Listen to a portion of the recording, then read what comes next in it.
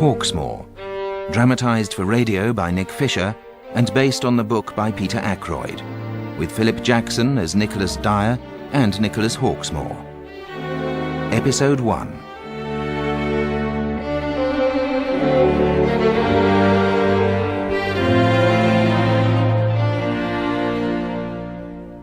Thus, in 1711, the 9th year of the reign of Queen Anne, an Act of Parliament was passed to erect 7 new churches in the cities of London and Westminster, which commission was shortly delivered to Her Majesty's Office of Works in Scotland Yard, ever the domain of Sir Christopher Wren. The Commissioners request an emphasis on steeples and porticos in open sites. They desire that the edifices be monuments as well as places of worship. Yes, of course we undertake it. And I am sensible of the architect to fulfill this brief. And thus I, Nicholas Dyer, was appointed by Sir Chris to effect the design and construction of the aforementioned churches, a task I set about upon the instant, with only my assistant, one Walter Pine, for company. My master is all imbued with fire. A wild passion flares within him while he's about his work. This damps only when he suffers from the gout, which much afflicts him.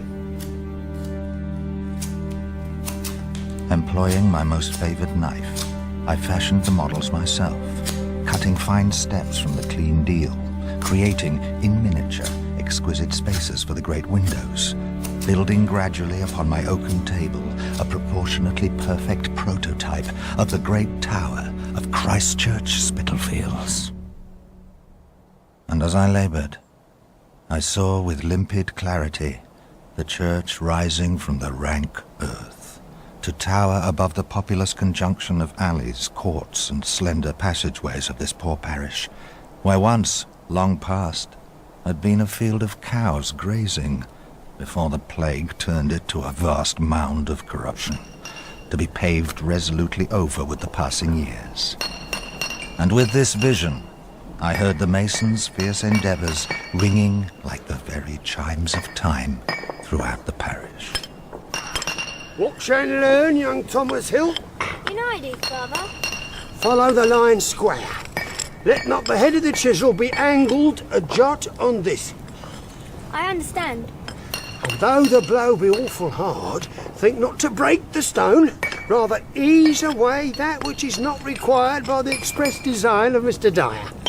We must prize out that which he sees inside. Just so, Thomas. And inside this stone he sees everlasting glory. Now, witness the blow. Was there ever greater sound than stone worked beneath the mason's hand? And was there ever greater sight than plumes of dust rising like thunderheads to softly settle upon a booted foot? The building of a church is a dusty undertaking, a most glorious dusty undertaking. I scarce can wait to see it finish. Well, when we reach that lofty conclusion, you shall have the prize. What prize is that? Come, Thomas, that it is you know the mason's son should lay the last and highest stone at the very top of the tower? Father, I do. So I pray that these days rush by. The design is to be drawn entirely by straight edge and compass. Very well, master. But do this in lead, not ink, for I do not trust your pen as yet. Vexed, Walter? Vexed? I believe I might work in ink. Then here. See what I risk to keep you merry. You will find your trust is not misplaced. I hope it is not. But Walter, understand that at the core of our designs lies the art of shadows. You must learn to cast them with due care. Shadows? Why, yes. Only darkness can give form to our work and perspective to our fabric. For there is no light without darkness, no substance without shadow. I build in the day to bring news of the night and of sorrow. But this is by the by. You will oblige me, Walter, to draw the front slow and exact. That which is to last 1,000 years is not to be precipitated.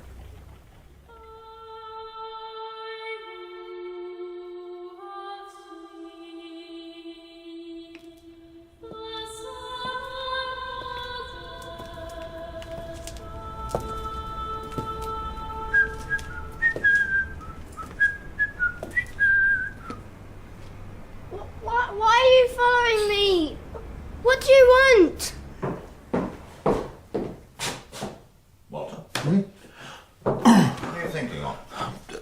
Sir Christopher and your church at Spitalfields. And what does a greenhead conclude on such weighty matters? That we've built near a pit where there are so vast a number of corpses.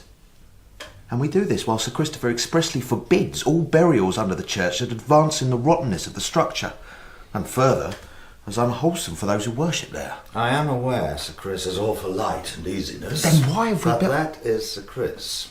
I am no slave of geometrical beauty. I must erect what is most solemn and awful. From what purse build we these churches? Why, from the imposition on coal. And is not coal the blackest of elements? Does its smoke not hide the very sun in the heavens? Certain it feeds the fires of the city. And where is the light and easiness there? Since we take our revenue from the underworld, what signifies it if we also build upon the dead? Master Dyer! Why, Sir Christopher, an unexpected pleasure. Sir Christopher, a seat. Here, please take mine. Don't cease flapping ere you take wing, boy. Nick, the Commission are expecting your report on the new churches. If it be not done already, get it done upon the instant, since they are in great haste. Haste is for fools and virgins. What? A bauble. Tell me, your church in Spitalfields, it is near complete? It needs only the lead upon the portico. Then buy it now. It is but a mere 9 libra the ton. As you recommend, Sir Christopher. And the other churches, are they well advanced? I have fixed on their situations, and 3 already are being let. I must have exact plans, and press the joiner to build several models. The models are of my own devising, as ever. What you will, Nick, what you will. Oh, and you are invited to a presentation of the music of George Frederick Handel at the Queen's Theatre Haymarket 1 week tomorrow. Good day. During which brief exchange, Walter cowered in the corner like a baleful pup. Yet I was not altogether indisposed to my lily-livered assistant. Certain things had I impressed upon him. That it was Cain who built the first city. That there is a suppressed science, umbrarum, which the artificer shall comprehend. That architecture aims at eternity, and thus must contain the eternal powers. And that all the miseries and barbarities we are under lead the true architect not to harmony or to rational beauty, but to quite another game. I declare I build my churches on this dunghill earth with a full conception of degenerated nature.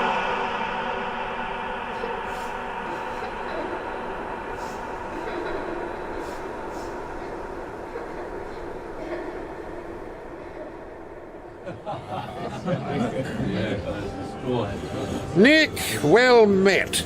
I thought you might not come. Why so, Sir Christopher? I am unsure of your opinion on Handel. The Queen's Messiah come to resurrect our nation's musical endeavours. Well, you must admit, we hardly have a composer fit to string an alehouse song together. I do. In truth, I have but the one problem with Herr Handel's music. And what might that be? The environs one is obliged to endure to hear it performed.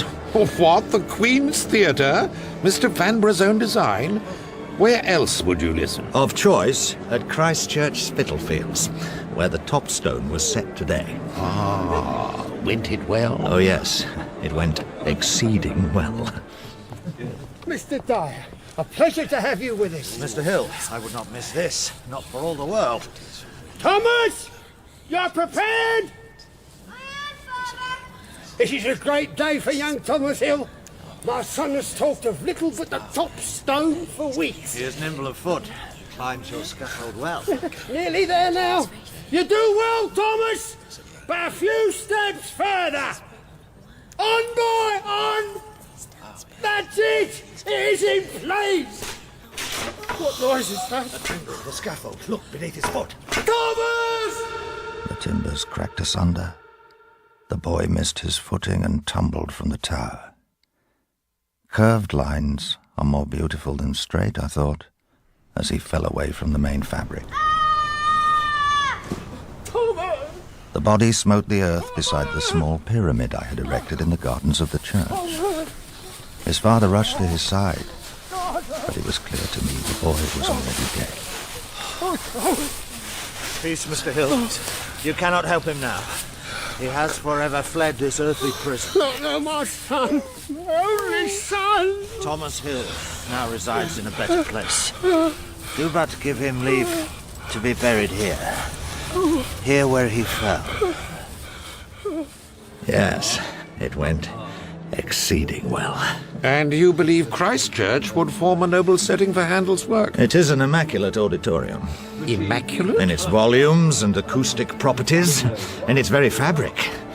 Music is ephemera, naught but a quivering of the air, occasioned by the gentle agitation of strings or the projection of human breath. In truth, it is a delicate thing. And there is but the one place where such transients should be aptly set, in stone. Ah, we begin. And the beauty of stone you helped teach me, Sir Christopher. Thus am I ever in your debt.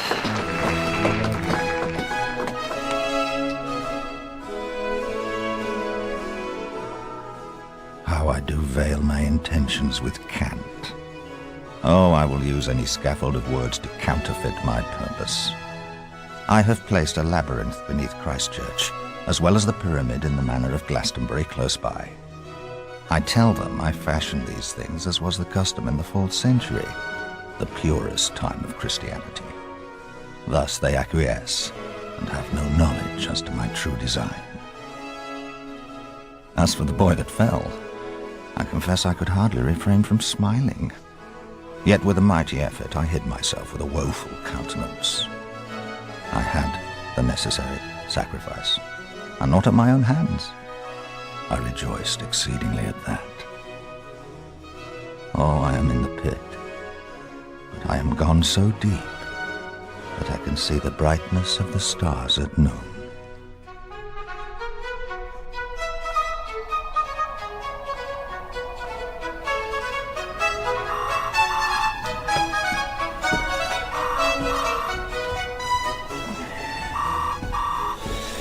Hello? Hi, Nick. It's Anne. It may surprise you, but I do recognize your voice, you know. It does surprise me, actually. When you're on a case, I'm none too sure you recognise yourself in a mirror. Very good. As it happens, I'm not on a case. Oh, excellent. Then you can buy me a drink. I'm just round the corner at the Red Gate. I don't know. Oh, come on, Nick. You spend far too much time on your own. Get a life, as they say. All right. Just a quick one, mind. What's the music? I should have guessed. Why? Because the last time I saw you, you were heading for a recital of Handel at Spitalfields, if memory serves. Concerto for organ in D minor. How the hell do you remember that? It's not only detectives who store useless trivia. So, what were you up to when I rang? Aside from listening to Handel. Nothing. Not reading? Ironing? Ironing? Sorry. Given the shirt, hardly ironing. You must at least have been thinking. But what about? God, I don't know. Queen Anne's London?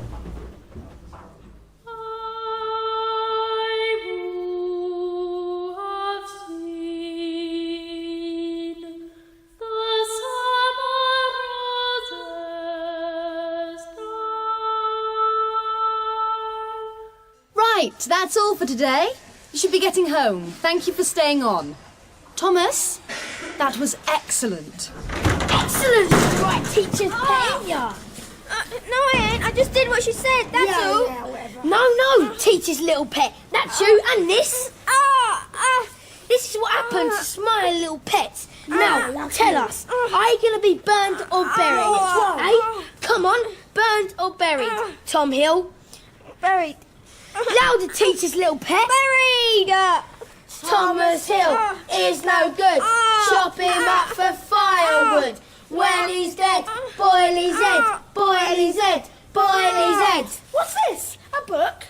Think you're so bloody clever, eh? Dr. Faustus and Queen Elizabeth? What a load of bollocks. Yeah. The bit about Stonehenge isn't bollocks. If I say bollocks, it's bollocks. Leave me alone. Oh, yeah? We know teacher's little pets like to be alone. Yeah. We've seen them hiding at the church behind the pyramids. But he's been in the tunnel and all. No, I ain't. Then maybe we better put you there. Easy break those boards. Leads into the major passages, my dad says. What goes on from miles down into the earth. He might get lost and never come back. Thomas Hill is no good. Chop him up for firewood. When he's dead, boil his head, boil his head, boil his head, boil his head.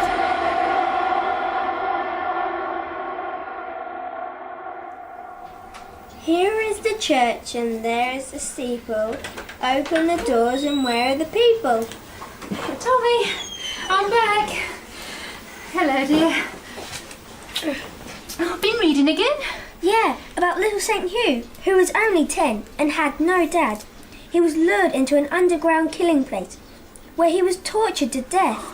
They found him a week later, and this blind woman touched his body and could see again. Tommy, I don't think that's the sort of thing you ought to be reading.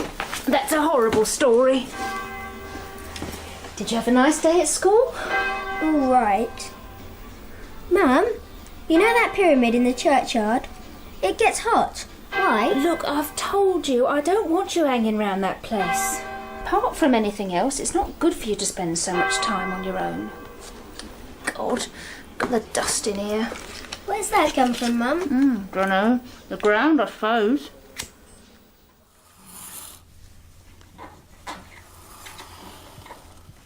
Walter, I have been thinking on the dead. Rather you did not. Dust to dust. And poor Walter is afeard. I've near finished the plan for Sir Christopher. Ah, Sir Chris. Did I ever tell in your hearing the story of Nestor? No, I think not. He was the inventor of mechanic power. Once, he designed an edifice which was so finely contrived that it could bear only its own weight. Thus would it fall down, Master Pine, with no other pressure than the setting of a wren on top. I have other news for you that also touches upon Sir Chris. I had them build the sepulchre at Spitalfields a little way off from the church itself. I was sensible of your fears. I don't know Limehouse too well. Ah, interesting part of town. Or rather, that whole chunk of East London is, especially for death. How do you mean? It's wet with murder, both past and present. Almost as if killers are drawn to where mayhem has already occurred. You don't really believe that. I note it. From Jack the Ripper in that maze of alleys around Spitalfields, and the savage killings on the Ratcliffe Highway, to my own work at Red Maiden Lane, and the treasure trove of gore under the floorboards of Swedenborg Gardens. I don't know how you deal with it. My job to. It's that easy, is it? No. You have to construct some fairly elaborate defences, or you go mad. Now, I'd like to offer you another, but I'm afraid I'm due elsewhere. Handel's water music somewhere by the Thames. Limehouse, for instance. I had told Walter something of the sepulchre at Spitalfields. As for the chamber itself, it will be solid only in those parts that bear weight, and will be so contrived within side to form a most intricate labyrinth. I have placed cavities in the thickness of the walls, where I will secrete the necessary arcana. If violence does not happen, and it remains buried from vulgar eyes, this will endure 1,000 years. Here is the church, and here is the steeple. Open the doors, and where are the people?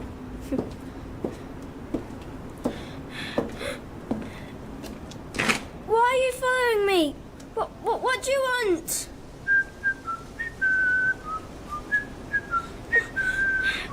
Stop staring at me!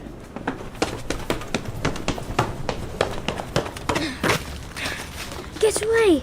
Hide! But where's safe? The tunnel! A maze of passages, they said. Yeah, the tunnel. No one will look here. The wood's already been broken.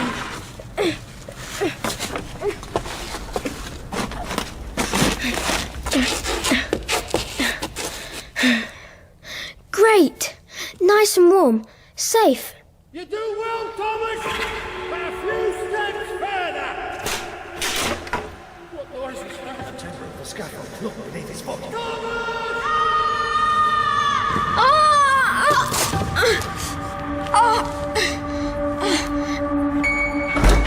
Tommy? You home? Tommy? Tommy? You should be back by now.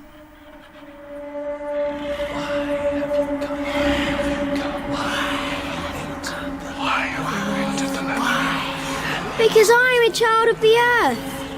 He has the sign over him. He is corn thrashed from the chaff. Has anyone seen my Tommy? He's gone missing. Has anyone seen my Tom? Has anyone seen my son? Tommy! Tommy!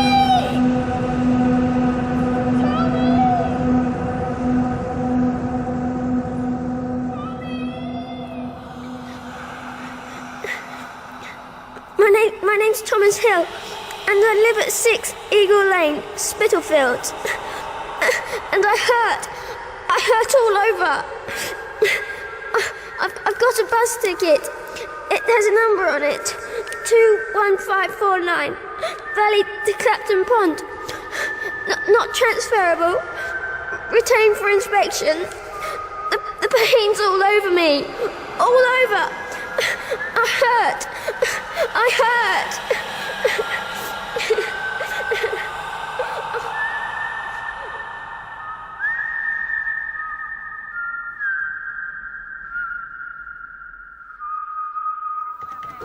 Please! Yes, madam, how can I help? He is my son, my only son. He's missing. Please find him. Hush now, hush, hush. He won't be coming back, I know. Don't cry, Tommy. Don't cry.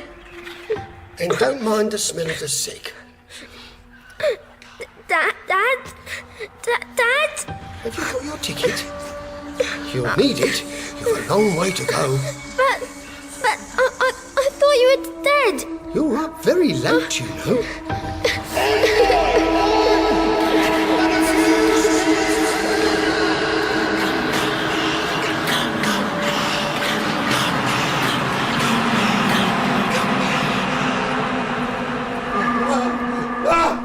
Why? Nat!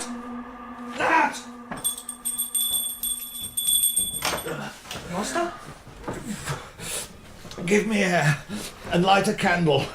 Oh, I was dreaming now of a fearsome dark place. It's a gloomy morning, Master. Terrible raining and cold.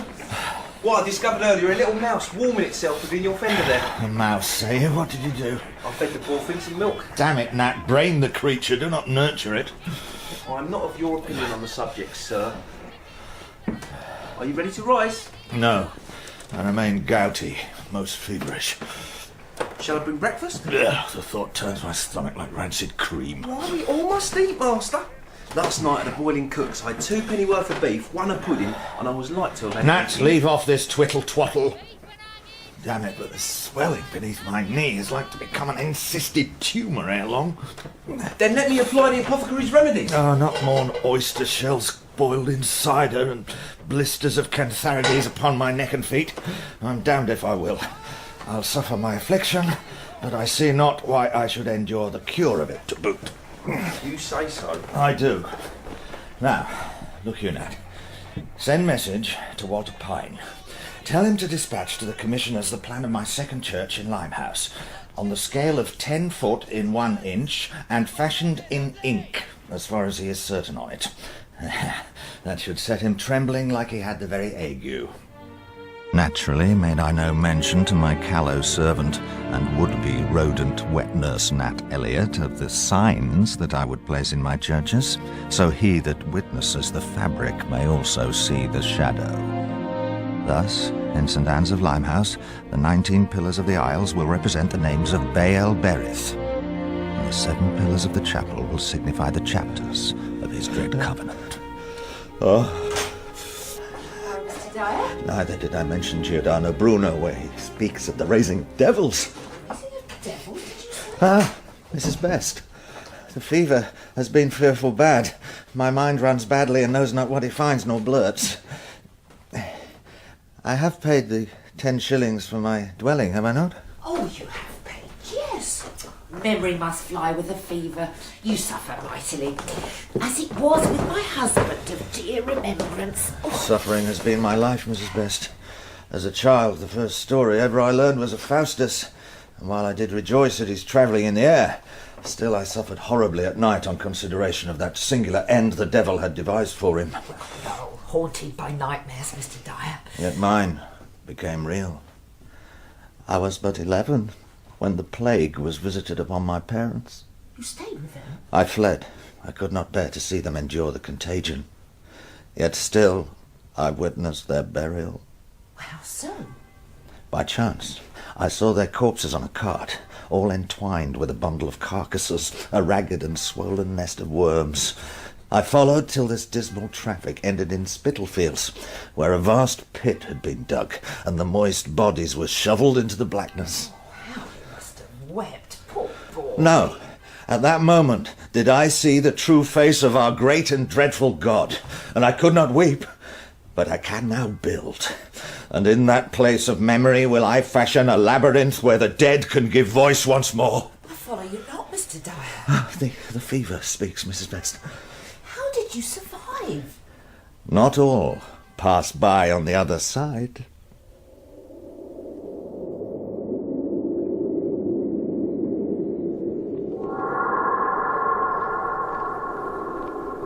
What art thou, little creature that hides in my doorway thus?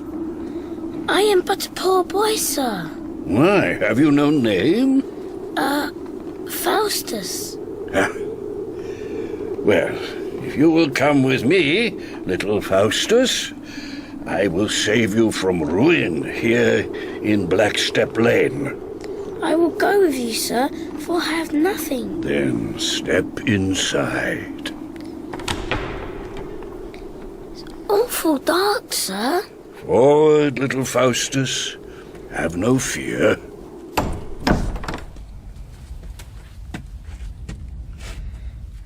Why is it so heated here? One day you will comprehend. Wait, we are on the threshold. Mirabilis has returned.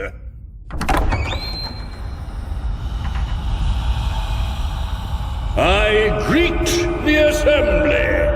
As we greet thee, Mirabilis. And I bring a child. He has the sign over him, for he is the corn thrashed from the chaff. Little Faustus, drink this cordial to sustain you. Why, thank you, sir. That makes my heart beat faster. It is of no import. Now, look you into this glass and tell Mirabilis who you most desire to see. My mother, sir, before she stank with the contagion. Look close now. Do you spy her as the mist parts? Mother? Mother! But how? I will teach you much that is wondrous. Let me bathe your forehead. It is prickled with sweat. What is that, sir? It is that which consecrates the chosen. Is it blood, sir? Peace now. Peace. And sleep. Sleep. Sleep.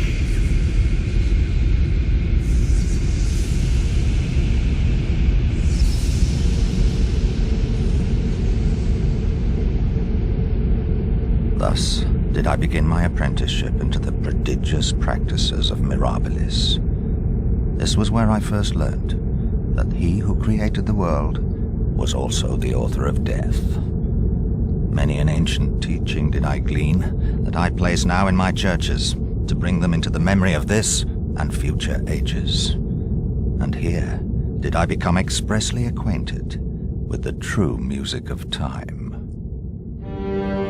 What I know now, I would be glad to unknow, but my memory will not allow me to be untaught.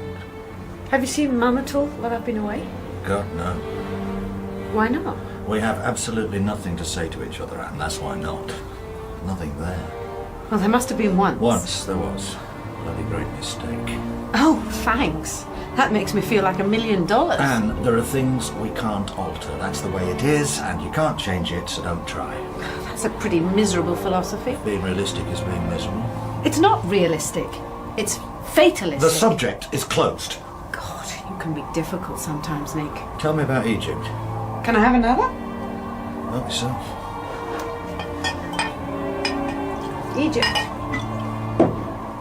Egypt was pretty scary, as a matter of fact. The chief god of the Syrians was Beelzebub, the lord of flies. Our druids delivered the same mystery by way of the secret Kabbalah. They held that human life cannot be secured without the sacrifice of that which is pure. When the time of my learning with the assembly was over, Mirabilis told me how my destiny was linked to the ancients. He said I must build, and that I should one day turn the mere paperwork of the meeting house in Blackstep Lane into a true and cherishable monument. Let stone be your god, said he, and you will find God in stone. Shortly after, I became apprentice to a mason, one Richard Creed.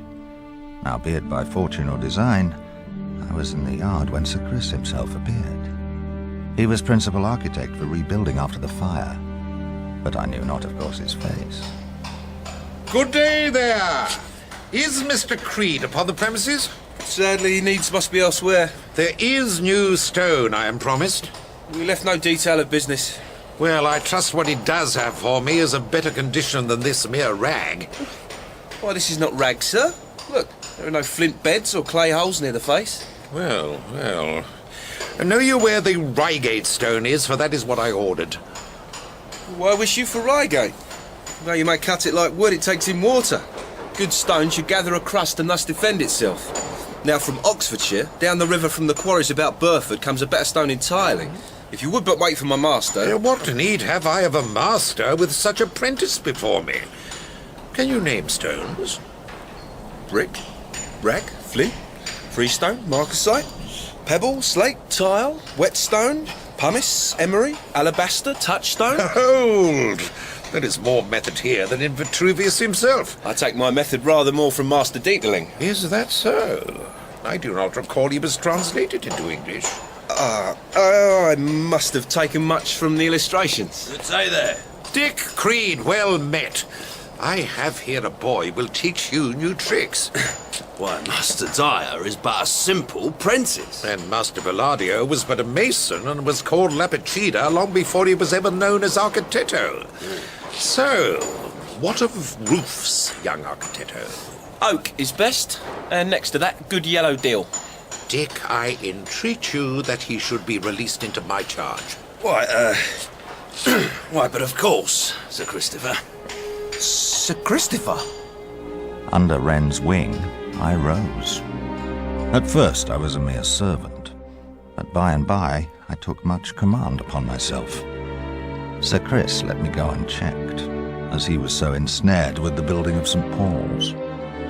One day, he became intrigued by reports of the quality of the slabs at Stonehenge. Some of a lightish blue, all a-glister, as if minerals were set within, others greyish and speckled with emerald green. I persuaded him that we should visit the place ourselves. Well, Nick, you gawp, but what say you? This whole place resounds with naught but stone. The sky itself seems made of it. Certain it is. It has proportions all exquisite.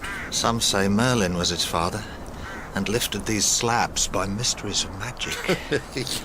Some of your thoughts fly wild, Nick. Why then, here is another. Your hand rests upon the altar stone. What? It is harder and designed to resist fire. I see no scorch marks. I tell you, this is a place of sacrifice. These slabs are the image of God raised in terror. or men metamorphosed into stone. It is said that old men dream while the young see visions, and you are young still. The Memphitic Pyramid was 20 years and 300,000 men in the building. How many must have labored here, and for how long? We can but conjecture. Know you the base of that pyramid has exact correspondence to the shape of Lincoln's Inn Fields? Should we raise a pyramid there, above the fetid streets of London? A pyramid to be... Sir Christopher? Feel you unwell? Forgive me. I just now had a vision of my son. Dead. Months later, news over distance travels slow. We heard that the son of Sir Chris had died of a convulsive fit in a foreign land by the River Nile at just that time. So why was Egypt scary? It was just the atmosphere. I've never encountered anything like it. Come on, Anne, a keeper of Egyptian antiquities, frightened on an excavation? You weren't there, Dad. Lounging in the desert sun? No, indeed I wasn't. I was watching the autopsies on 2 bodies dragged from the Thames. One blue and bloated with a decomposing gut in the invasions of eels after weeks in the water. The other lovely and fresh and recently in contact with a sharply spinning propeller blade. But Egypt was scary. You better stay in the museum in future. Okay, enough. Scary as murder. Was your life in danger? I really don't know. But I do know this Memphite tomb was totally unlike others I've visited. Why? Partly the signs hidden in the labyrinth. Oh? Just what were these signs? Aside from what I'd expect. Hieroglyphs from the Book of the Dead and images of Anubis. There was an incredible leonine figure with red eyes. An image of the beast. I hear the fact that the fire of London occurred in 1666 is highly significant. Oh, Dad, this is tiresome. It's like you were with Mum. You won't take anyone else seriously, will you? Well, were there any other people there spooked? I did discuss it with the archaeologist that started the dig, Professor Ackroyd. And he certainly thought there was some strange... Hello? I'm sorry to disturb you, sir, but you asked to be told when that database was up and running again. And it is? The IT boys say so. Okay, Walter, I'll be in shortly. Bye. Bye. I'm afraid Memphitic Egypt will have to wait. Oh, God, not a new case. I remember this only too well. It'll be like I said. You won't recognise yourself, let alone anyone else. Work continued apace on my church at Limehouse. Yet was I in want of a sacrifice to consecrate it.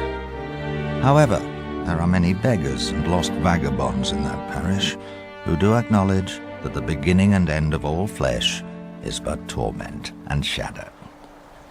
Cast an eye of pity on a poor decayed tradesman. What was his trade? A printer.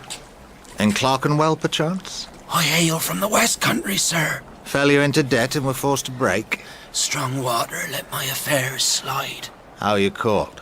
Ned. And why came you all this way? I know not.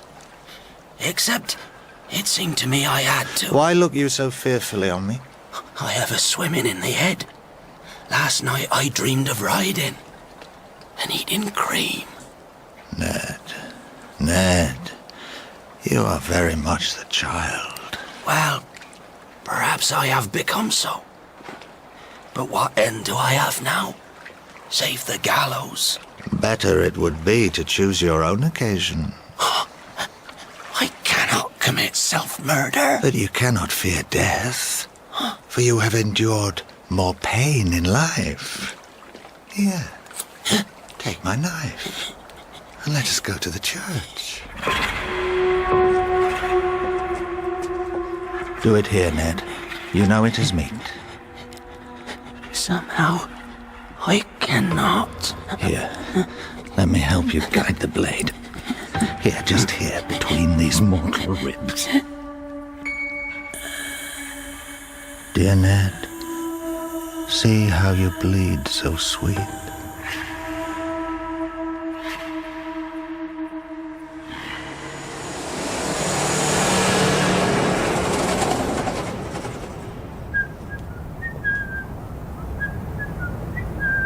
Why'd you keep following me, eh? What do you want? And stop staring at me, will you? Get it!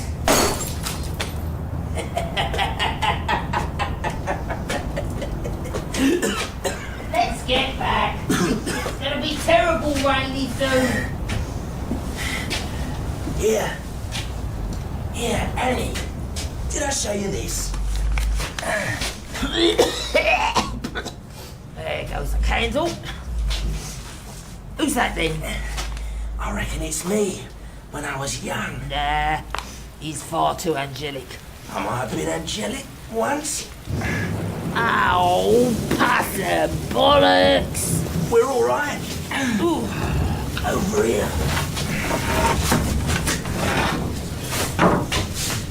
Christ.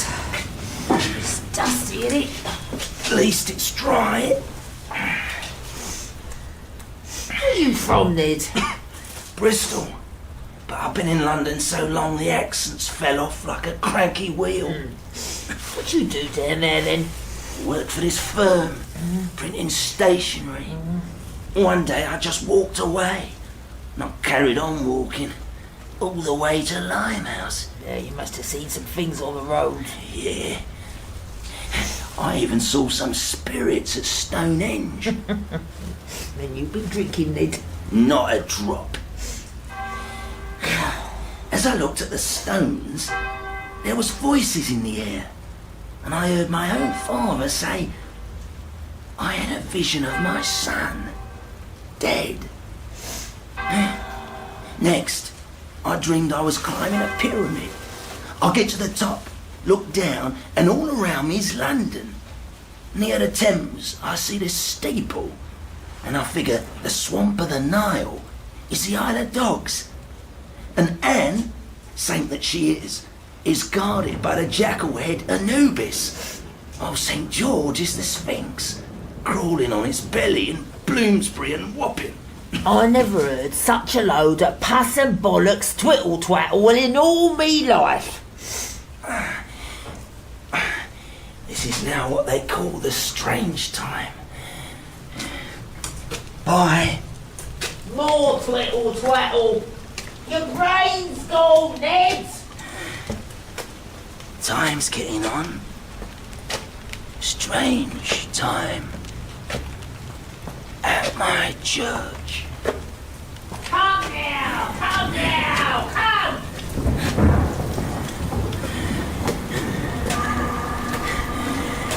Yeah, through the dust. Through the dust to the church. My church.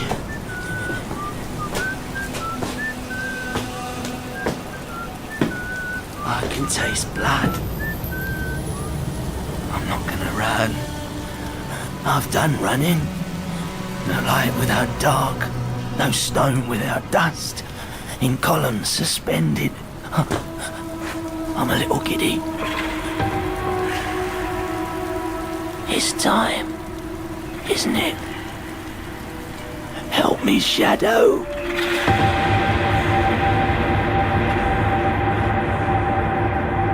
The shadow falls naturally here, since the clouds, though they be nothing but a mist in the air, cast their shade across the surface of the Thames. Learn to do this in stone, Walter. And look you, how the body of the water moves. All things flow, even when they seem to stand still. Walter, what plays upon your mind? Do not trouble yourself. I would know what is the matter. Why, nothing. You trouble me now indeed, Walter Pine. It is but a trifle. Do not hope to put me off with such stuff as that.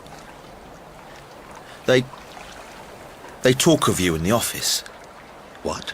They say you stuff my head with mildewed fancies and antiquities. And they say I must follow another if I am to rise. You are a fool to believe that any of these voices be your friend. Such as these are mere flies who will feed on excrement and the honey pot with equal zeal. So who are they that speak of me? I would only say they are known to you, sir. Indeed. As villains. Why do the living still haunt me, when I am gone so deep among the dead? Evening, sir. Evening. Is DS Walter Payne still about, you know? Yes, he is. Quite where, unless you're... Well, if you happen to spot him, tell him I'm at my desk, will you?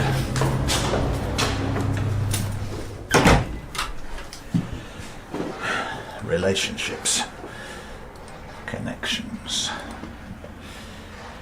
Ned Robinson, no fixed abode, strangulation. Crypt of St. Anne's Limehouse. Okay. No fixed abode. 86 matches. I think not. Strangulation. 40 matches. Church. Come on. Christchurch Spitalfields. Thomas Hill of 6 Eagle Lane, aged 10. Strangulation. Might be something. Might be nothing. That evening, following the unexpected revelations about my enemies at the Office of Works, I drank a soothing pot in the Red Gates, an alehouse I was wont to frequent close by the Seven Dials. Upon a sudden, a fellow appeared from the meeting house in Blackstep Lane. Have you not heard of the affair? What affair might that be, Joseph? The mob heard report of our activities. A riot was raised, the meeting house destroyed, and many of the assembly hacked to death. The mob knows all. Be easy in your mind. Your part is not uncovered, and the remainder of the assembly are still unknown. Good. Then I propose a new design that will bring all back into order and protect us. Speak and I assist. I fear the labourers at St. George's in the East may have suspicions against me. I believe I can persuade the Commission to dismiss them on some trumped-up charge, such as the mortar is not so well beat, or they have mixed too vast a quantity of Spanish with the brick, whatever. And then? I hire you and your fellows from the Assembly to build my church at Wapping in their stead. And Joseph, know you this. It is my fixed intention to build the Sovereign Temple on Blackstep Lane. What of the sacrifices we must perform? I warrant we will find all we need among the pickpocket boys of the Moorfields. Sam, why have you brought me here? Because certain deeds are necessary for the special consecration of this place. There is an older faith than you could ever imagine that decrees this. The building above you demands it. The very stone here about you requires it. I've done you no harm. No. Yet what is sorrow but the nourishment of the world? What is man but unchangeable evil? It is time, Master, time. Pity I cannot, for I am not so weak. But it is not to be believed that he who holds the knife is without his own torment. Blood was all about me at this time, as I was obliged to attend with Sir Chris, one of his frequent forays into the anatomy of the human form. Oh, Sir Chris was ever strolling abroad to seek out fresh wonders, for which his appetite was all insatiable. He had on this occasion been called by the coroner's office after the discovery of a woman who appeared to have taken her life by drowning in the Thames at Southwark Reach. The Romans held it unlawful to look on entrails as we do here. Have you the stomach for this, Nick? It is not my stomach, Sir Christopher. Very good, Nick. Now, see here. The valve and the entrance of the gut colon, and here the milky veins and the lymphatic vessels. So, Sir Christopher, it was self-murder? No! First she received a blow to the head. You see the large settlement of blood here. Whereafter she was throttled. This understood from the stagnation under the ears and from the blood on her breast. Here. Good, very good. Thank you, Sir Christopher. My pleasure. And if Sir Chris was all agog at the interiors of the human form, he was equally hungry for news of the mind, sane or crazed, and organised special viewings for us in Bedlam. Would you like some of this, sirs? Come now! This is but a showing room for whores. And what better place for lust than among those whose wits have fled? We live in a mad age. There are many fitter for bedlam than some of these here can find. A curious reflection, Nick. What little purpose have we to glory in our reason when the brain may be so suddenly disordered? Well, that may be, but we are arrived. Now, fear not, the demoniac is fast in chains.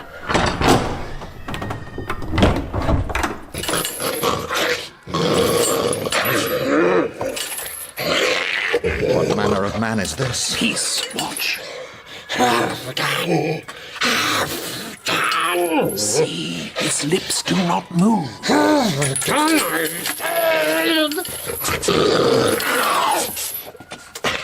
The other day, I looked for your worship, the divinity, which lies in the quadrant of a magnet in the sextile of the twins that go in the shade. So guard yourself from the horseflies. Thus have I puzzled all my scholars over. What? More death still, Nick. Nick? Nick. More death? Why, you are my own. How? Hark you, boy. Hark you. One Hawksmoor will this day terribly shake you.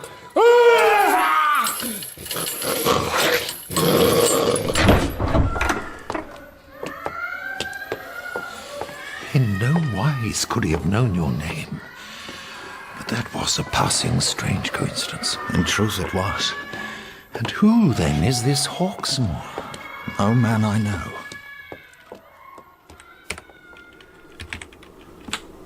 Two deaths. Strangled.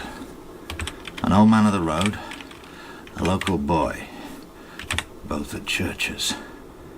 Connection or coincidence? Chief Superintendent Hawksmoor. This dunghill earth is sunk deep into night. There is not a field without its spirits, nor a city without its demons. Lunatics speak prophecies while the wise tumble into the pit. We are all in the dark, one with another. Many speak only of what is rational. They are so fixed upon matter, experiment, and secondary causes that they have forgot there is a thing in the world that they cannot see, nor touch, nor measure. It is the precipice from which they will surely fall. Master! Nat, have I slept the night? Why, yes, and the postboy's brought you this. Fetch me some beef and eggs. I have an appetite this morning. Beef and eggs, yes, master.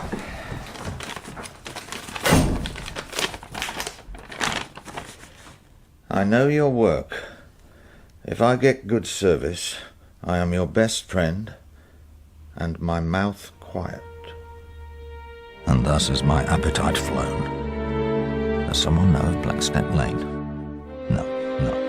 But people have slandered me to Walter Pine at the Office of Works in Scotland Yard. Who might gain from this? One man only. Jealous Yorick Hayes, the measuring surveyor. Yes, I have it. I shall watch him, track him, and crack him like a crab louse. If you hadn't mentioned the possible connection between the boy at Spitalfields and the tramp at Limehouse, I probably wouldn't have blinked. But blink you did, eh, Walter? It being another church, just a bit, sir. Whopping. St George in the East. Body discovered 2 hours ago. Any ID? Yeah, from the father.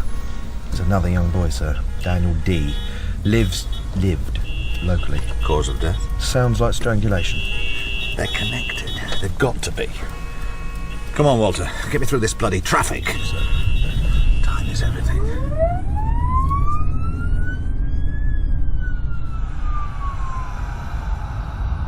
What is sorrow, little Faustus, my scholar? Why, Mirabilis, my teacher. It is the nourishment of the world. Good. What is man? Unchangeable evil. Yes. And what is the body? The web of ignorance, the bond of corruption. And finally, what is time? Why, time is the deliverance of man, brushed with dust and set in stone.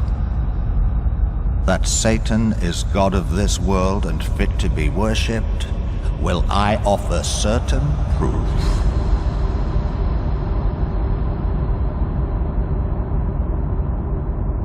In episode 1 of Hawksmoor, Philip Jackson played Nicholas Dyer and Nicholas Hawksmoor, with Norman Rodway as Sir Christopher Wren and Richard Johnson as Mirabilis. Miranda Foster played Anne, Ben Crowe Nat Elliott, and Thomas Arnold was Walter Pine and Walter Payne.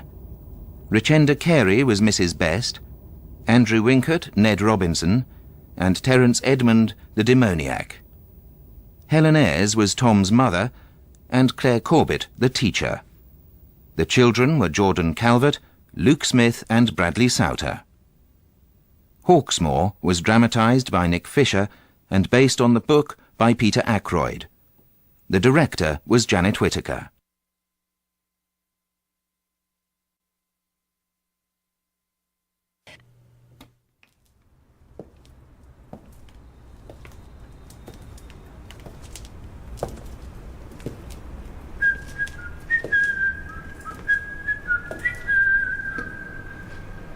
Why are you following me? What do you want? Saul, why have you brought me here? I hurt all over. Just here between these mortal lips. Dear Ned, see how you bleed so sweet. Hark you, boy! Hark you! One Hawksmoor will this day terribly shake you!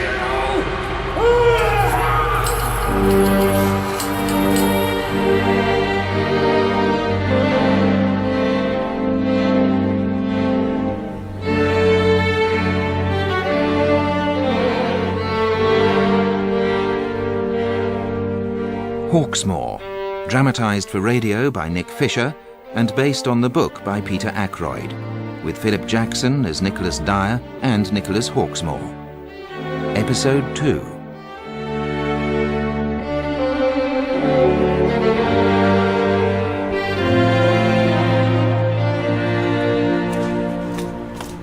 Morning. I'm Detective Chief Superintendent Hawksmoor. This is Detective Sergeant Walter Payne. Your divisional superintendent has informed you of my involvement. Indeed. Who found the body and when? A tramp looking for somewhere to sleep, 4 a.m. Did you see anything that might be of interest? No, he's sodden, barely articulate. And where is the body exactly? It was just there, but I authorised its removal after his father had identified it. You did what? Well, I know the procedure. Any evidence would be intact. Inspector, firstly, you clearly do not know the procedure. Secondly, I happen to be sir to you. Never touch the body. Never so much as breathe on the bloody thing before the senior officer arrives at the scene of the crime. Got that? Yes, sir. Because that is the procedure. You can go. God. A child was murdered right here, Walter. And what have I got? White lines. They may as well have hosed the place down with anti-bloody septic. Don't exactly follow, sir. Remove the body and the atmosphere of the murder simply disappears, like so much dust on the breeze. Still, we already have a positive ID, which isn't entirely a bad start, is it? Well, you are clad in your it-could-be-worse wind cheater today. Wind cheater, sir? Holding the wintry breath of mortality at bay. I'm a bit more of a bomber jacket type, really. But you get my drift, and feel the draft of the Reaper's scythe. Well, something of the sort, I imagine. Incredible. A touch of what appears to be as rare as hen's teeth in the Met these days. Imagination. Thank you, sir. All that long winter's day, while elsewhere Queen Anne discoursed music with Herr Handel, did the serpent Yorick Hayes, that green-eyed monster of a measuring surveyor, plague me, Nicholas Dyer, at the Office of Works in Scotland Yard. Certain was I that he was the maggot-headed villain who had sent that venomous letter threatening the exposure of my activities, the revelation of the sacrifices I had initiated for that very singular consecration of my churches. Finally, he returned home, his fat arse jiggling like it were overstuffed with stools. I turned to my faithful assistant. It is the work of Providence, Walter, that most men are not able to foretell their own fate. For there was one in this room who must surely die. We all must die, Master. Yet it is hard to say who is sick and who is well.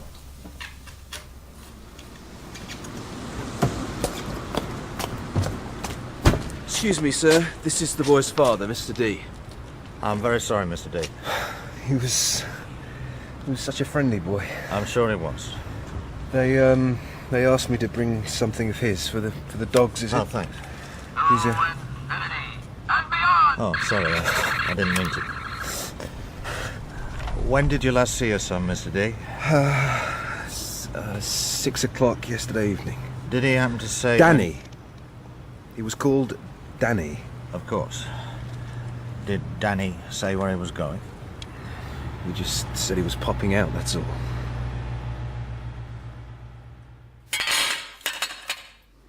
Face engorged and blue. Showers of petechian eyelids and conjunctivae suggest asphyxia. The tongue protrudes through the teeth. Blood from burst vessels in both ears. No fingertip impressions on the neck. Several scratches, probably from the victim trying to prise off the attacker's hands. No impression of a ligature, no bite marks, no evidence of sexual assault. Incision made from throat to pelvic bone. I am removing the tongue, aorta and esophagus. Excuse me, sir. Of course, Walter. Bruising behind the voice box and fracture of hyoid bone suggest considerable strength. Definitely asphyxia by strangulation. Ends. Mary, when is more important than how? I need a timetable. 3 to 4 minutes for unconsciousness, 4 to 5 for death. That's not what I meant. I'm afraid the timetable you're after is very tricky. Why's that? As you know, temperature rises sharply during asphyxiation, and after death, heat loss is variable. So, even if I allow for a rise of 6 degrees at death, and a loss rate of only 2 degrees an hour, then he was killed 6 hours ago. However, the lividity of the bruising indicates that occurred at least 48 hours ago. I don't understand that at all. I also don't understand why there are no impressions of the strangler's fingers. I should wash. We'll get there, given time.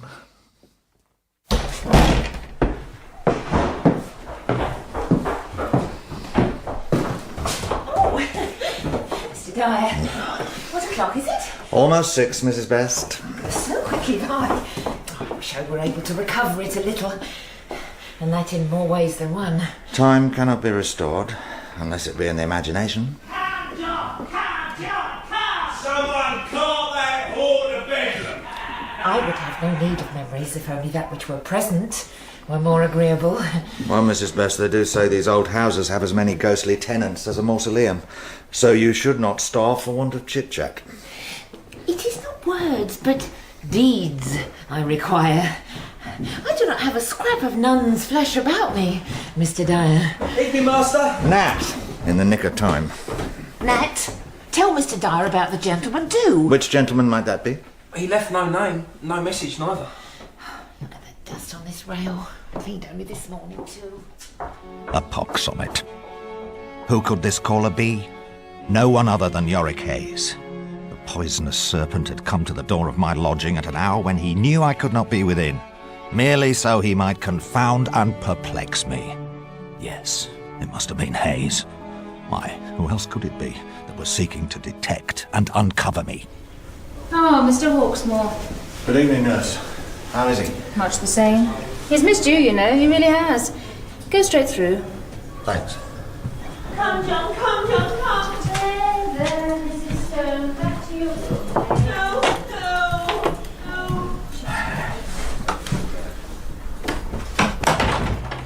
Hello, Dad. I've come to see how you're doing. Where's yourself? You've always done that, of course. So how are you keeping? I keep myself to myself. Are you eating well? How would I know? You look healthy enough. Well, I haven't got worms. Nick, is there still more to come? What do you mean, Dad? What happened to that letter? Did they find you out? What letter? Is this something you wrote? No. Walter wrote it. Walter? Dad? Did you say Walter? Here comes a candle. Oh my God! Oh, that's disgusting. I'm going.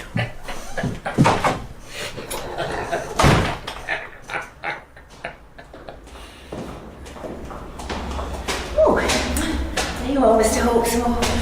Yes, here I am, Mrs. West. I've just been having the most interesting chat. Oh, really? About computers, making this world a better place. That's nice. Yes. Who did you have this chat with, Mrs. West? Well, you're Walter. Walter's been here. Well, he's still here. I took the liberty of letting him into your flat with a pass key. I was sure you wouldn't mind. Oh, look at the dust on this rail. Cleaned down it this morning, too.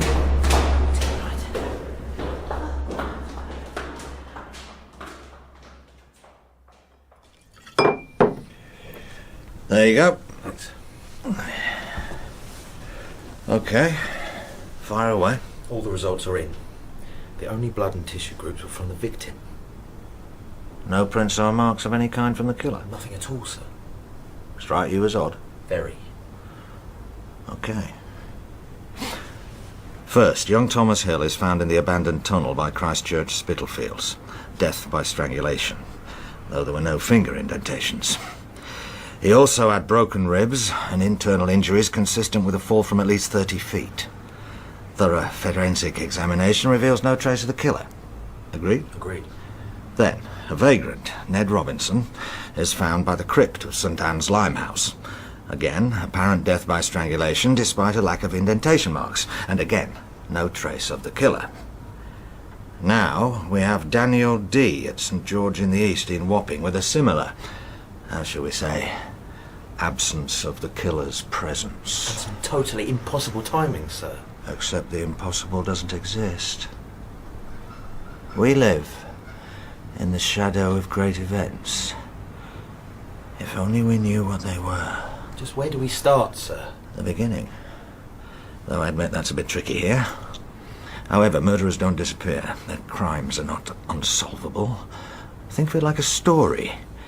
Even if we haven't understood the beginning, we must read on, just to see what happens next. We've lost him, haven't we? He'll do it again. They always do it again. But isn't that what we want to prevent? In an ideal world. Of course, I may not have to find him. He may find me. The hawk-eyed creature had been in and out my office without cease. It was clear in abundance how Yorick Hayes spied upon me. And I received another letter that read thus: "This is to let you know that you should be spoken about. Flee the office by Monday next, or you may expect the worst." I decided, then and there, Hayes was a dead man, a jack pudding waiting to be eaten. So I have this right, Master. Your Church of St. Mary Walness is to show the ceiling plain without panels and to have the steps of the cupola fashioned of Portland stone? Yes, and there is to be no pinnacle, Walter. Why? There is no necessity for a pinnacle. Why have what there be no need of? Very good, Master. Know you the vicar has written again? He says he would have the heathen rubbish that was found on the site removed. Right, that he need not fear the contagion of these fine old altars we unearthed. Tell him we are building above as fine a piece of Christianity as he is ever like to see. They may not sing my praise now, but they will never forget my work. Oh, and Sir Christopher sent word. He visits the commission tomorrow and would be thoroughly acquainted with your latest plans. Shall I inform Mr. Hayes to have them taken over? By no means. I will take the plans in person. Thus I called upon Sir Chris at Crane Court, where he had gone to pontificate a lecture for the fine fellows of the Royal Society, who are wont to dissect the mites in cheese and discourse upon atoms and other wild nonsense. They are such quacks as I would gladly piss upon. Were they worthy of my effort? The little turret is a noble piece of work, Nick. The cornices are of stucco. That is my purpose. And the steps? 8, a 14-inch tread and a 5-inch rise. Then that is resolved upon. Your drafts are well made, Nick, and this work would stand trial in a hurricane. How we would have an old and rotten church had it not been for the fire. That were a great blessing. A blessing? What of those who say 1666 contains the very number of the beast, and thus boded some direful matter? Nick, I deem it a disgrace to the reason of mankind to assign the causes of fires or plagues to the sins of men or the judgment of God. We have reached an enlightened age in which we may scatter such mists of superstition. But mankind walks ever in a mist. And this reason you glorify is a chameleon that changes its shape in every individual. Now this is but wild talk. I say this may be the age of systems, but you will fashion no plan to satisfy the truths of those who have looked into the abyss and seen demons. Spirits, Nick, do not exist. But what of the demoniac we saw in Bedlam who spoke so truly unto me? More death! Still Nick! Nick? Nick! More death! Why, you are my own! How? Hark you, boy! Hark you! One Hawksmoor will this day terribly shake you!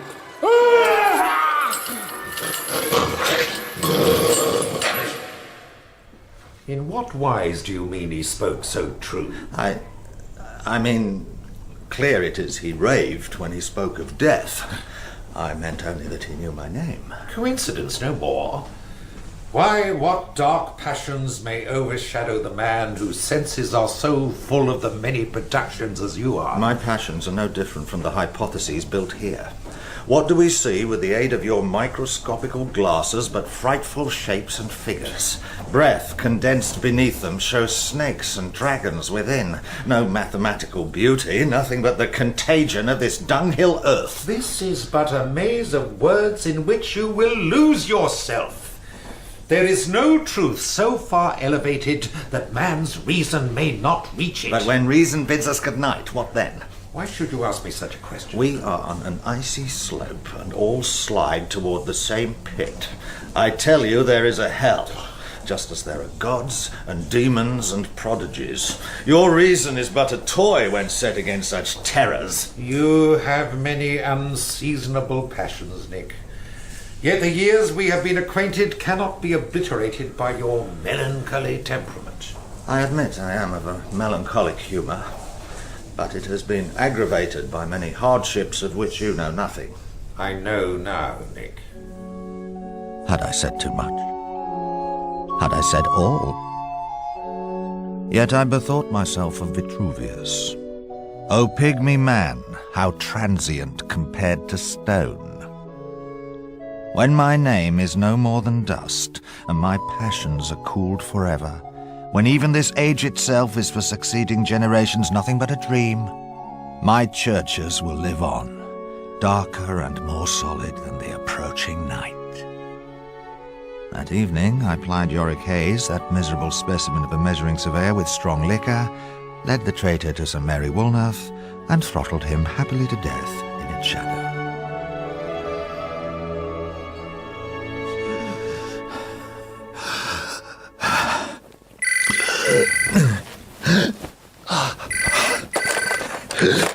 Hello, yes. Morning, sir. Looks like our man's killed again. What? Where? By St Mary Warnoff Church near the Bank of England. It's another young boy.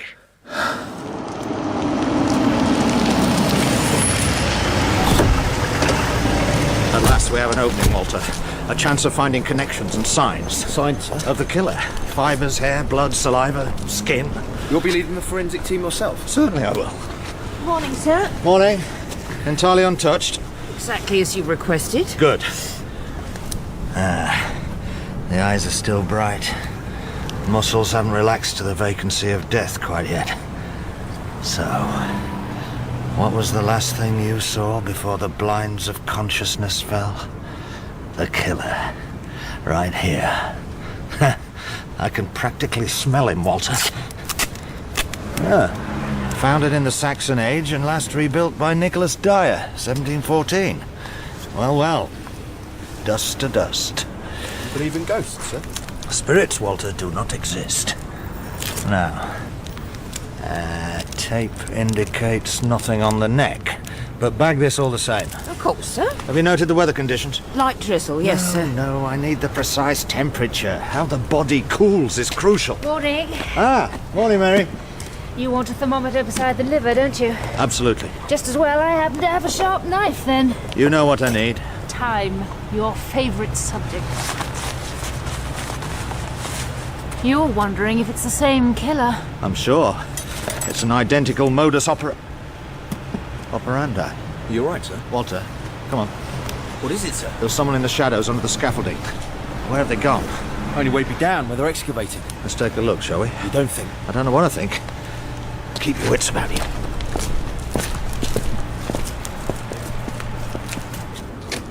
Looks like the foundation's got pretty deep. Sir, there's someone there, behind that sheeting. Right, back me up now, Walter. I'm on your shoulder, sir. Don't move, please. How interesting. Who are you? What are you doing here? The name's Penny Emery, archaeologist. Why? Check that, Walter. Sir. Uncovered anything of interest, Miss Emery? Flint blocks, masonry, foundation trench. How far down have you reached? So far we've got to the 6th century. That old? Oh, there's always been a church here. I think Dyer liked to build on the dead. I'm sure there's lots still to discover. Maybe more bones. Bones? We found a skeleton higher up. 2, maybe 300 years old. I wondered if it might have been a workman killed while the church was being built. Oh, that's certainly a theory. My daughter's an archaeologist, a keeper of Egyptian antiquities at the British Museum. Loves digging into the past herself. Story's confirmed, sir. And we have ID on the dead boy. His name is Matthew Hayes, reported missing last night. John Vanbrugh it was who brought word of Hayes' demise to the Office of Works. Further, he informed me it was Walter Pine that discovered the body. Indeed, I had not seen Walter all that day, which had perplexed me greatly. Later, I found written upon a little paper tucked beneath a box on Walter's desk these words: "O misery, them shall die." I puzzled long, till I anagrammatized the letters, and to my horror discovered they also read thus: "Dyer has smote me ill," with YH for the name Yorick Hayes.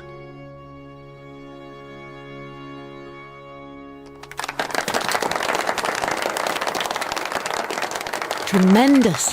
Perfect setting. St. George's? Stone. Handle bounces off it as if they were conceived together. I'd like you to relax when you're on a case, Dad. Music's not just relaxing. It's got mathematically precise structures, Anne. Every note's a clue to the composition's effect. Surface traces on the stave point to the underlying impact of the whole. Then in concert, mystery is made transparent. And how's your own mystery? Unusual. People often say the more unusual the case, the easier it is to solve. But not you, and not this one. No. But reason and observation will prevail. You know, some women say all men are potential rapists. Yeah? Do you believe everyone's a potential killer? Why not? And you know, there's one constant in all murderers. They recall the sequence of events around the killing, exactly what they did before and after. But they never remember the moment of death. And that's why they leave a clue. So your killer's left one? Not yet, but he will. Aren't there crimes that simply can't be solved? I don't think so. Maybe this'll be the first. Alas, poor Yorick Hayes. No man was more astonished than I at his sad demise, Sir Christopher. Strangled like a bear upon a leash. I have rosemary to throw upon the coffin. Here. I am obliged to you, Nick. At least his resting place is meet. How so? He greatly admired St. Mary Woolnoth. To be buried thus in its shadow would surely please him. Well, that may be so. Dust to dust. At your devotions, Nick? I have faith in the true religion. John Vanbrugh beckons me to the playhouse tonight. Would you care to join us? And your reflections upon the play? I have quite forgotten, Mr. Vanbrugh, save that the sun was a shining disk, and thunder was noise from a drum. These are but our devices, Mr. Dyer. But the sun is a vast and glorious body, and thunder the most terrible phenomenon. They are not to be mocked, as sure as religion itself is not. Oh, amen to that, Mr. Dyer. Yet the play was well received, was it not? But the audience had so humble an opinion of itself that it thought what pleased the people of fashion ought to please it also. Found you not that the language was enriched with beautiful conceptions? I found the dialogue fitted up with too much facility, when words should be plucked from obscurity and nourished with care, improved with art and corrected with application. But the greatest art is to speak agreeably about the smallest things, to spread a general evenness of humour and a natural decency of style. No. Were I a writer, I would thicken the water of my discourse so that it was no longer easy or familiar. I would employ a huge and luscious style with outlandish phrases and fantastical terms, thus to restore terror, reverence, and desire. Well, John, you and your fellows of the playhouse might have competition, if ever Nick decides to leave off fashioning stone for the glory of God. More brandy here, boy. The best authors, Mr. Vanbrugh, are like the best buildings, the most ancient. The fables and religions of the ancient world are well nigh consumed. It is high time to dismiss them, Mr. Dyer. What? When there is scarcely any art or faculty wherein we do not come short of the ancients? We live off the past. It is in our words and our very syllables. It is reverberant in our streets and courts, so we can scarce step forward without being reminded of those who walked there before. The past ages eclipse our timepieces, and in those shadows the generations jostle as one. It is the dark of time from which we come, and to which we will return.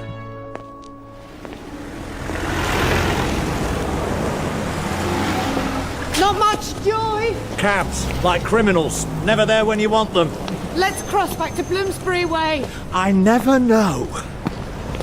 What? I never know where anything comes from. What are you talking about? Where you come from, where I come from, where all this comes from. Look at it. This vast, bleeding body of a city. Where did it come from? Like all life, it came from the sea, didn't it? 50 million years ago, the site of this capital was covered by great waters. Well, maybe, but I don't see what bearing that has on anything. You get a bearing from a compass app, and a compass is needed here. A compass across time. You see, London clambered from the swamp, constructing itself with the very clay it was based on. They found crocodiles in some of that clay, you know, in Islington, not far from you. Spare a coin for the picture. Very nice. What's he looking at? The top stone of the spire, where else? What's he holding to his eye? A looking glass. The better to see the full. It's powerful.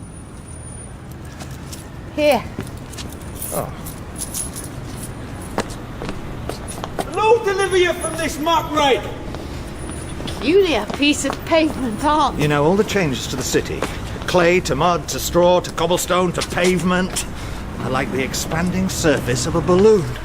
Every part grows at the same rate, yet it all becomes ever more fragile on the point of implosion and confusion. Dad, what are you on about? Taxi? Well, we caught a cab, if not yet a criminal. Good night. Good night.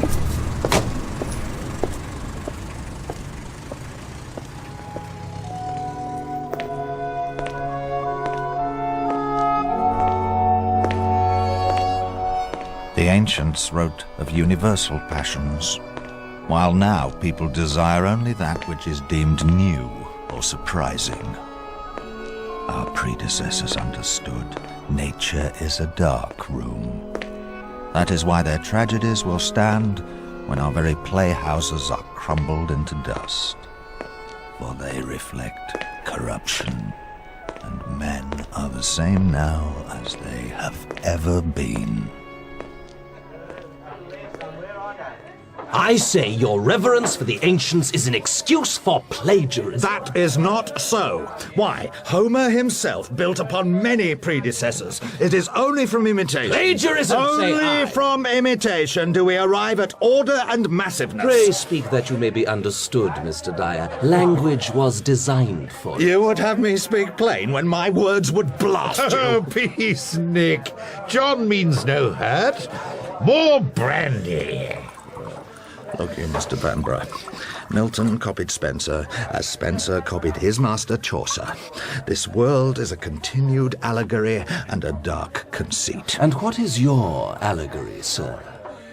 I build in hieroglyph and shadow. Oh? And how do your churches with that? They do very well. You build in Greenwich? First St. George's in Bloomsbury, then in Greenwich.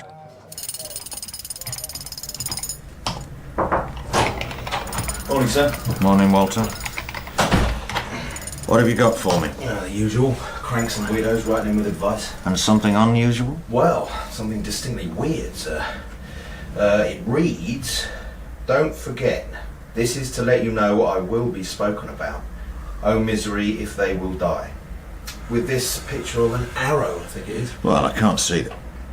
Wait. Crosses at the points of the arrowhead and the base of the shaft. This is geography, Walter. Geography. For crosses, read churches. At the apex of the triangle, Spitalfields. At the ends of the baseline, St. George in the east and St. Anne's Limehouse, which leaves St. Mary Woolnoth further west. Here. Crosses, where our 4 victims were found. Well, I suppose that's a theory. Oh, and this came with it, sir. One picture, labelled the Universal Architect. Well, well. What is it, sir? I've seen this before. Chalked on the pavement by St. George's in Bloomsbury. The artwork of a tramp. So the same person could have done both? Indeed. And the tramp was the second victim.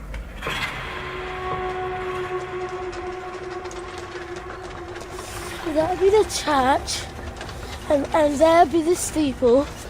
Open the door, but where be the people? Ah, how do you do, my little one?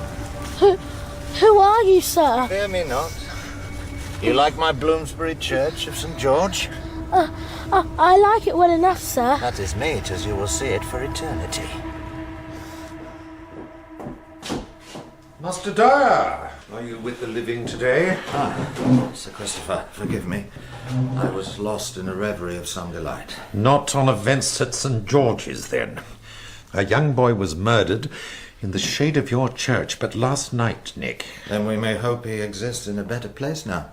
Amen to that. Where is Walter Pine these days? I am informed he has grown heavy with hypochondriacal melancholy. I visit his dwellings afternoon for enlightenment upon the matter. Let us trust it is but a passing fever. Nick, in your cups with John Vanbrugh, you talked somewhat wildly of the ancients. It was the brandy that preached.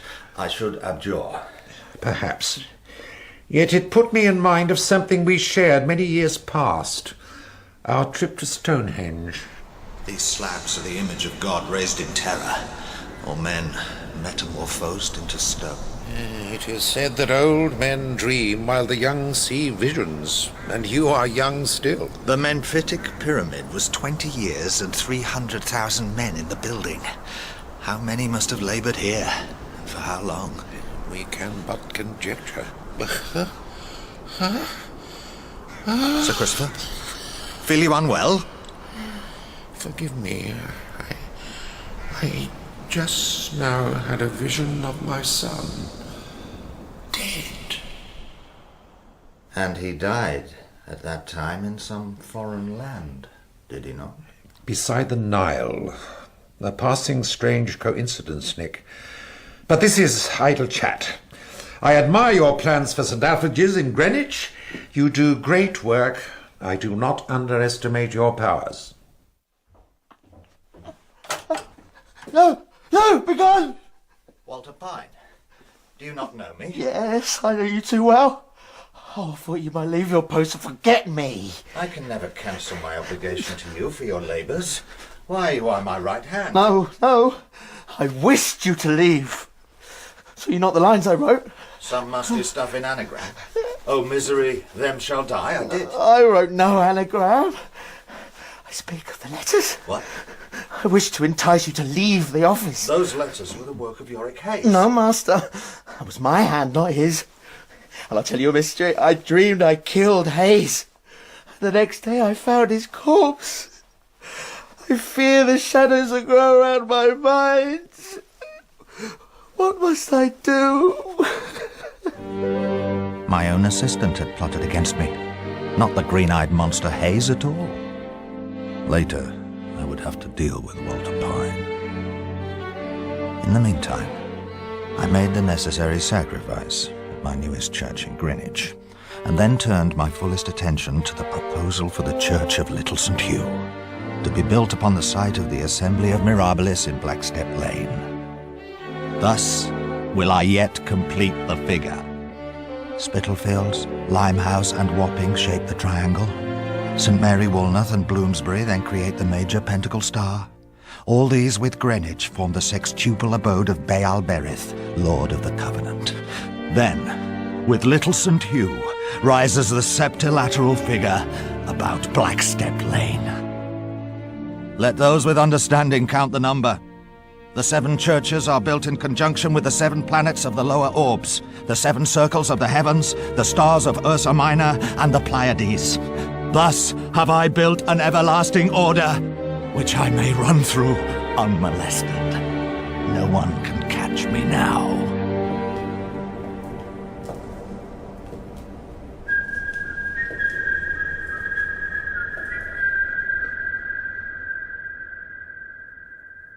Where did you find these two? One in Greenwich, the other near St. George's in Bloomsbury. Ow. Sorry. There's some tissues over there. Yeah, thanks. I pass St. George's every day on the bus. Odd spot for a murder. Why? Very public. On the bus route, not round the back. Suppose not. Well, there we are. Not a great incision, but never mind. So what can you tell me? Both killed by a ligature that hadn't been tied. Or at least there's no evidence of a knot on the throats. I'd guess it was some kind of folded cloth, but I can't detect any weave or pattern to help you further. Also, there are no prints, marks, or stains relating to the attacker. How can he leave absolutely no trace, Mary? I have no idea. But I do hope you catch this bastard.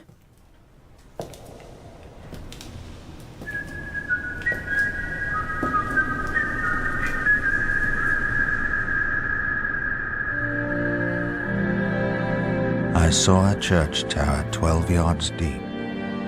I saw dust made of men's tears that weep. I saw stone all in a flame of fire. I saw a stairway big as the moon and higher. I saw the sun red even at midnight.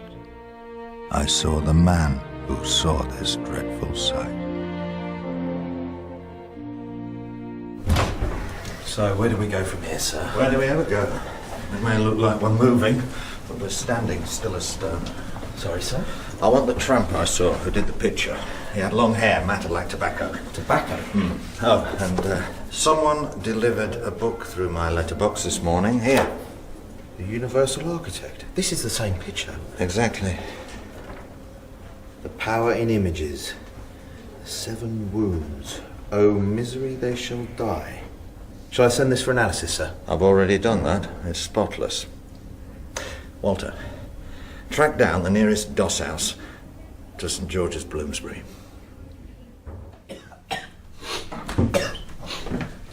Good afternoon, gentlemen. We're police officers. Oh, yeah? Here comes a candle. Does anyone here know someone called the Architect? The Architect? Well, God bless us all. Do you know him? What if Ludd does? I need to discover his name, Ludd. Easy. His name is Legion. Where can I find him? You don't find the Architect. He finds you. When did you see him last? Mummy's brains are removed through the nose. Walter, assist the gentleman to his feet. He wishes to come and help us with our inquiries. Come on in. How are you feeling, lad? Well, all perils, especially malignant, are recurrent. Got a cigarette?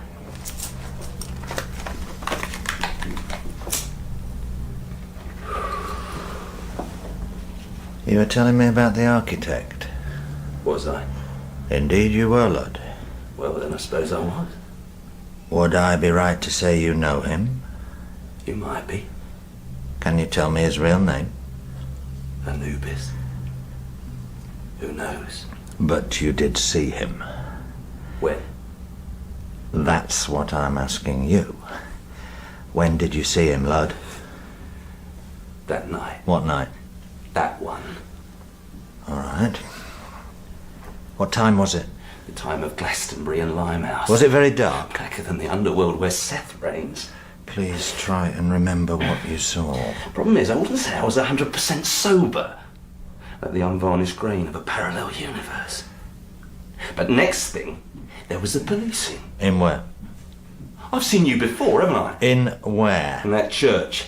The staircase rising from the porch. Oh, this is just coincidence, isn't it? Connections. Threaded through Cleo's knee. What does he look like, this man? He's got hair. Like tobacco. And he draws. He draws the life out of you. I've never seen such drawings. I'd say that's the same man. I'd say it could be. Call a press conference. There's precious little to go on. It's time. We were seen to be taking some action. We'll let them know there's a certain vagrant we need to interview in relation to the murders, and we can furnish them with a description. I think there'll be quite a few that fit it, sir. Nick! Nick, has news of Walter been cried up to you? No. What is the matter? I fear he is dead. I was aware of the illness that It was beset him. not of natural causes. He hanged himself. Walter committed self-murder? Can you make sense from that? No, no. But wait. In his fever, he told me he had killed Yorick Hayes. You may imagine I did not believe him, but in the light of this, why then perhaps he spoke true. Thus did I kill two birds. The death of Hayes was laid to Walter, so putting me out of road of eager inquirers. And Walter had dispatched himself, thus relieving me of the labour. But still was I never at ease. I had each night most frightful dreams. What is that, sir? It is that which consecrates the chosen.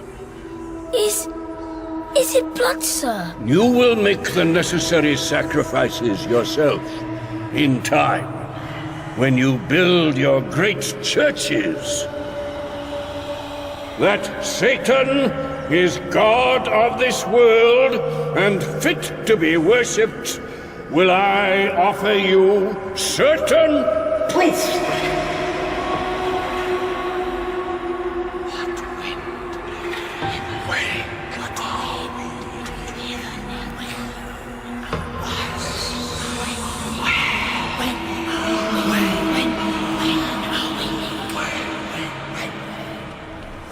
Is this the strange time? Strange time, Dad. Do you mean the waiting? I suppose I do. And the smell of death. I heard on the news that you had thousands of sightings, and that people were taking the law into their own hands, attacking tramps. Terrible. When murderers kill themselves, they try to make it look like another murder, crafty to the end.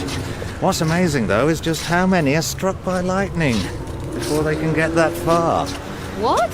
I often wonder if this whole city isn't involved in the murders committed in its bowels. You see, all that really changes is the form.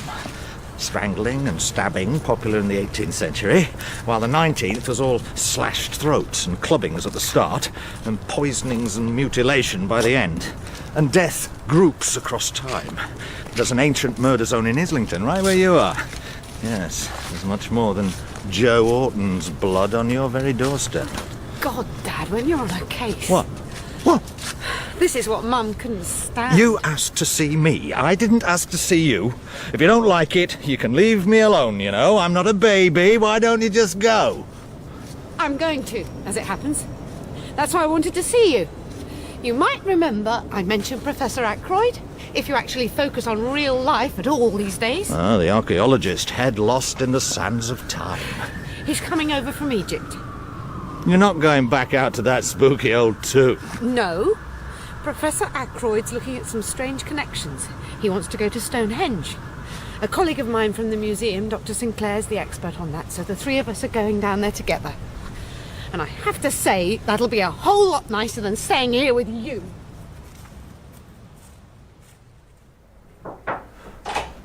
Walter, you got something? Sweet FA. Oh, well. Have I shown you this? Book? Yes, sir, every day. Really? Oh, well. Did you know there are people who are so frightened of being murdered that they die of their own fear? Imagine. Sir, I was wondering... Yes, Walter, come on, spit it out. This wondering. Should you have a bit of a rest? Who told you to say that? No one. It's just that it's been a long time. You deserve a break. And it seems to me that we're not getting anywhere, sir. That's how it seems, does it? We don't have the facts we need. Tell me, do any two people ever see the same thing, in your opinion? Well, no, probably not. It's our job to interpret the facts. And facts don't mean much until that's been achieved. Well, I suppose. And where does that interpretation come from? Us. And who are we? Don't you think I worry when everything falls apart in my hands? But it's not the facts I worry about. It's me. This morning, I saw before me an image of my own apparition. Every detail of my face as in a looking glass. It wore a strange habit, cut like an undergarment and had no wig. Oh, my nightgown was dark with sweat. I do not fear dying for the agonies of it, being persuaded that I have endured as great pains in this life as ever I should find in death. Yet it may be that I cannot die. Nat, I have this morning vomited up a thing most foul. More fevers and gouty sickness, is it? Shall I bring you water to wash your mouth? Please, Nat, can you not see? I have some thing with me. Look! Good God, no! Lord, spare me! Let me not see nothing! See nothing! I am ready. Ready for my approaching change. Nick, I've been going through the paperwork on these murders. There seems to be precious little progress. We'll get there, given time. Yeah, but we're not becoming any wiser. We're not accruing knowledge. I've got something else for you. Not quite your usual line, but... You're taking me off the case. Well, not so much. That is putting you on another. You're taking me off the case. You've got things out of perspective, Nick. You've done a good job. You've laid the foundations. Now I need someone else to build the case up. Stone by stone. But the bodies are in the foundations. Nick! People have spoken to me. I know you've been under a lot of strain. Who's spoken to you? Who? Before you begin the new case, I think you should take some time off. You knew. Everybody did, sir. It was just a matter of time. You spoke to the assistant commissioner about me, didn't you, Walter? A lot of people were consulted. Doesn't much matter now. It's over. You'll bounce back, sir. Dust doesn't bounce. Sorry, sir. Time's a strange master. It passes, and yet the shadows around us do appear to change, don't they, Walter? In my fever, I am cut down, out of time. I call out for Nat, but Nat Elliot is gone. I will see him no more. I put on my coat, and I leave my dwelling. As I walk, I see prentices playing, labourers about their work, mountebanks calling, cooks dripping at their doors, nuts and oysters and chestnuts piled high. And all these things shall crumple into dust, yet will my churches survive. Chestnuts! Get them while they're up there, lovely!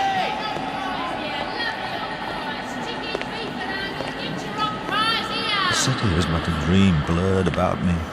St. Mary Axe and London Wall. My tears fall upon the moss. Moorfields, Blackstep Lane, and the vastness of stone of my church of Little St. Hugh.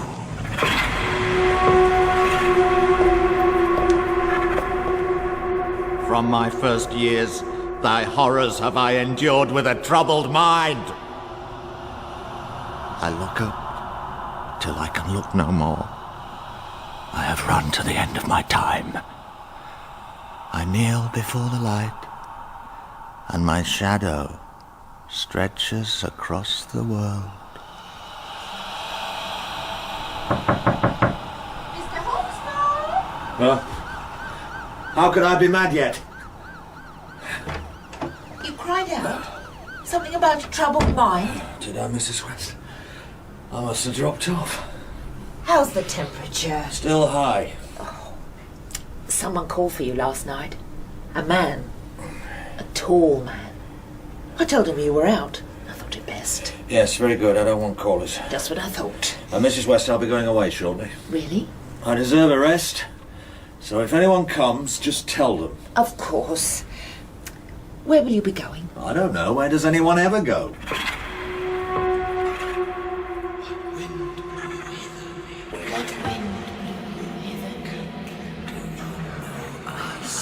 I saw a door which opened on a fire.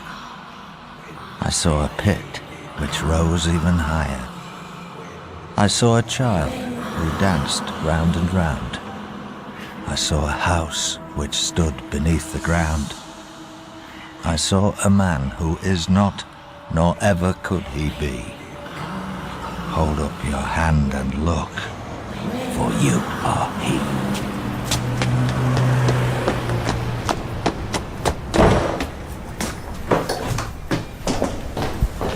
The service is almost over. No matter. They say how complicated life is, how dark the future, how distant our ancestors. But each age has thought the same, and they turned to God, thinking if there are shadows, there must also be light. Beyond our years there is an eternity which intersects with time. Here, in this very church. Christchurch, Spitalfields, Nicholas Dyer, 1713. St. Mary Woolnoth, founded in the Saxon Age, rebuilt by Dyer, 1714. Dyer, the connection, the stave for my notes. I'm on the threshold! Sir, please be calm. Dyer, Nicholas. Pupil of Wren, Office of Works at Scotland Yard, Commission for New London Churches, realised 7. Christchurch, George's, Georgian East, Anne's, Alphage's, Mary Woolnoth, and finest of all, Little St. Hugh. The last note that completes the work. I've been to all the others. This is the threshold. In concert! Hot chestnuts! Hot chestnuts! Excuse me. I seek the Church of Little St. Hugh. Up St Mary Axe, full of London Wall. Moorfield, you want Blackstep Lane. Mind the moss, it can be slippy with tears. Hot chestnuts! Hot chestnuts!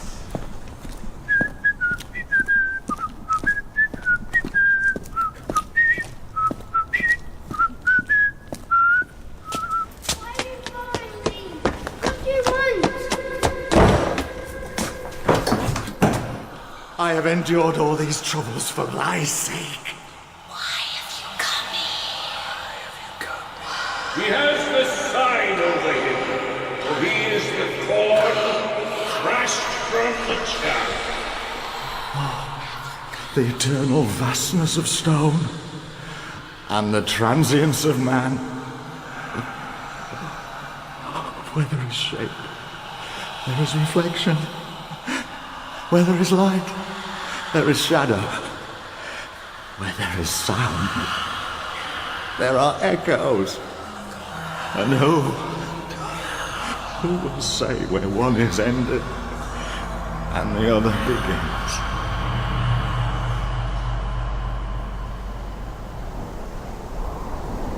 Well, Professor, the Great Circle. Stonehenge. The very image of God raised in terror. Or man metamorphosed into stone. Now, if I've got it right, you're looking to connect this to the Glastonbury Pyramid, to our Egyptian dig and to St. Anne's in Lyme... Oh. Hey, Dr. Hawksmoor, what is it? Forgive me. I just now had a vision of my father. Dead. Feet dance and dance in the dust as I step on smooth and ancient stone. Certain must it be that I sleep, for all these figures now greet me as the inhabitants of a dream.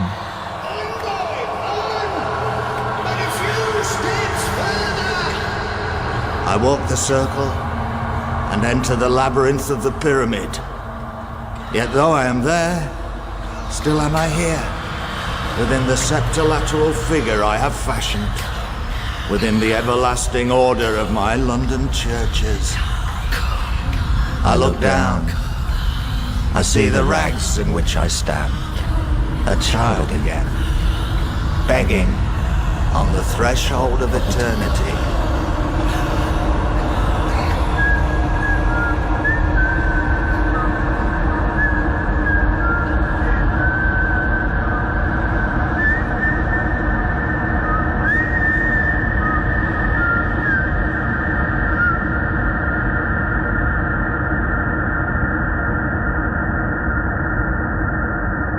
In episode 2 of Hawksmoor, Philip Jackson played Nicholas Dyer and Nicholas Hawksmoor, with Norman Rodway as Sir Christopher Wren and Richard Johnson as Mirabilis.